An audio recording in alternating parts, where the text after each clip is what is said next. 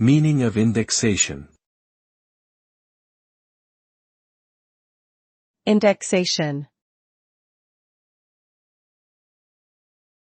Indexation. Indexation.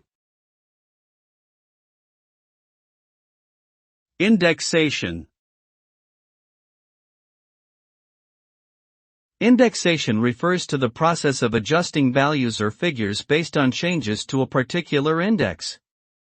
This is typically used to account for inflation and maintain the real value of assets or income over time. By indexing, the original value of an asset or income is adjusted upwards or downwards in proportion to changes in the relevant index. This helps ensure that purchasing power remains relatively stable over time. Through indexation, individuals and businesses can protect themselves against the effects of inflation and maintain the real value of their investments.